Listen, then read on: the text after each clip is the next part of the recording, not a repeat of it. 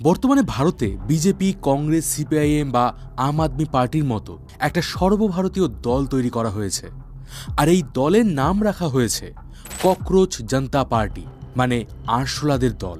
আর বলে দেই, মাত্র 4 দিনের মধ্যেই এই পার্টির ইনস্টাগ্রাম হ্যান্ডেলের ফলোয়ার সংখ্যা প্রায় 90 লক্ষ পার করে গেছে, যেটা বিজেপি ইন্ডিয়ার সর্বভারতীয় যে ইনস্টাগ্রাম হ্যান্ডেল রয়েছে তার থেকেও অনেকটাই বেশি।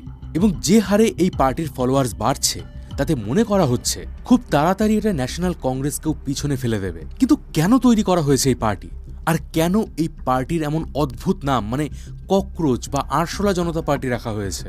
এই পার্টির সদস্য কারা? কেন আজকের দিনে ইন্টারনেটে যুব সমাজ এই পার্টিকে হিউজ সাপোর্ট দিচ্ছে?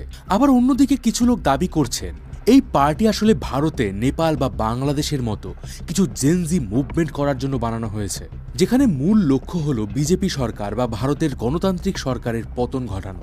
এবং এটা আসলে আমেরিকার ডিপ স্টেটের একটা ষড়যন্ত্র। তো প্রশ্ন হচ্ছে, সত্যি কোনটা? আমি রয়েছি মিঠুন আপনার সাথে, আর আপনি দেখছেন রোমাঞ্চপিডিয়া। আজ কথা হবে ককরোচ জনতা পার্টিকে নিয়ে। কেন এই পার্টি তৈরি হলো, কিভাবে তৈরি হলো, আর কারা এই পার্টিকে সাপোর্ট করছে, এই সমস্ত বিষয় একদম নিরপেক্ষভাবে আপনাদের সাথে কথা বলবো। এই ভিডিওতে আমি দুই পক্ষের কথাই আপনাদের সামনে তুলে ধরবো, যাতে আপনার কাছে পুরো বিষয়টা ক্লিয়ার হয়ে যায় এবং আপনি নিজে ডিসিশন নিতে পারবেন যে কোনটা ঠিক কোনটা ভুল। তো চলুন শুরু করা যাক। 11ই মে 2026 প্রশ্নপত্র ফাঁস হয়ে যাওয়ার জন্য প্রায় 22 লক্ষ নিট পরীক্ষার্থীর ভবিষ্যৎ অনিশ্চয়তার মধ্যে পড়ে যায়। কারণ প্রশ্নপত্র ফাঁস হওয়ার জন্য পুরো পরীক্ষাটাই ক্যান্সেল করে দেওয়া হয়। এই নিট হলো ডাক্তারি পড়ার এন্ট্রান্স এক্সাম।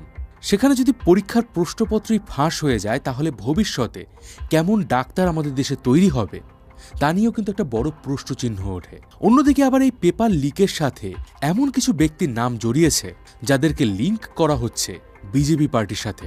ফলে এই যে লক্ষ লক্ষ ছাত্রছাত্রীরা যারা দিনরাত পরিশ্রম করে একটা পরীক্ষা দেয়, যাদের আর্থিক অবস্থা অনেকের এমন থাকে যে তারা সেকেন্ড টাইম হয়তো পরীক্ষাটা দিতেও পারবে না, এমন ছাত্রছাত্রীদের ভবিষ্যৎ যারা নষ্ট করে দিচ্ছে কিছু দুর্নীতিবাজ নেতারা, সেখানে সমস্ত ছাত্রছাত্রীদের ক্ষোভ এসে পড়ে কেন্দ্র সরকারের উপরে। আর শুধুমাত্র কিন্তু 2026 সাল নয়, এর আগেও বহুবার বিভিন্ন পরীক্ষার প্রশ্নপত্র ফাঁস হয়ে গেছে।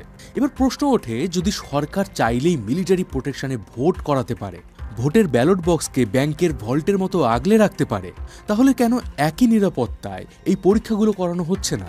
তাহলে কি সরকার যুব সমাজের ভবিষ্যৎ নিয়ে উদাসীন? তো বিগত কয়েকদিন ধরেই এই নিট পরীক্ষার প্রশ্নপত্র ফাঁস নিয়ে সোশ্যাল মিডিয়া এমনিতেই গরম ছিল, ক্ষোভে ফুঁসছিল জনগণ। আর ঠিক এই সময় আগুনে ঘি ঢালার মতো কাজ করে সুপ্রিম কোর্টের প্রধান বিচারপতি সূর্যকান্তের